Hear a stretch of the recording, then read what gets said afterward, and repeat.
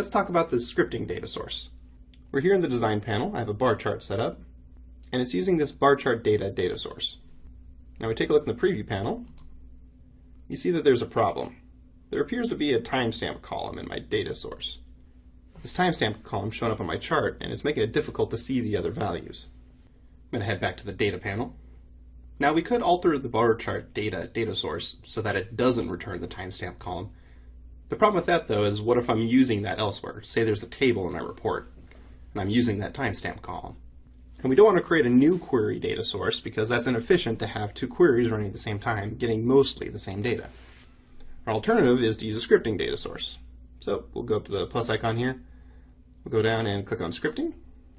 Now the scripting data source allows you to add data to your report. It does this by referencing your parameters and your other data sources, as well as creating new ones. We'll start by looking at the commented out example here. I'll uncomment the code here. What this is doing is it's taking this data argument and using it to create a new parameter called myKey, and then setting its value to example. Head back to the design panel. We check our parameters. You'll see myKey appeared. Now this works for both parameters and data sources. So let's head back to the data panel. We'll just clear out this example here. And now what I want to do is I want to take the data from bar chart data and just filter out the tstamp column. Now I already wrote the script, so let me paste that in here. Now I'm just doing some simple data set manipulation here, but there are a couple of lines of code here that are very important. First, on line 19 here, you see there's this get core results.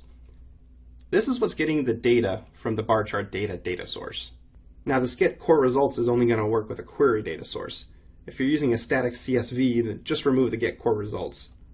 Additionally, the order of your data sources is very important. If script is above bar chart data, like this, then our script's not going to work. So it's very important that your scripting data source is listed below whatever data sources it's trying to reference. So let's go ahead and put this back. Now that we have the results of our bar chart data source, we can iterate through the data set and create a new data set. Scroll down to take a look at the rest of the code, and we're converting our filter data set from a PyDataset to a standard data set with system.dataset.to dataset. And then we create this new data source called updated bar chart data. This is what's holding our results.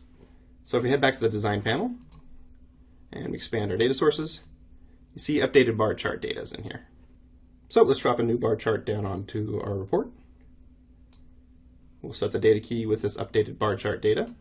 If we expand our updated bar chart data source, we can see that tstamp is no longer a column. So let's check this out in the preview panel. We'll scroll down, and there we are. We see that our script worked.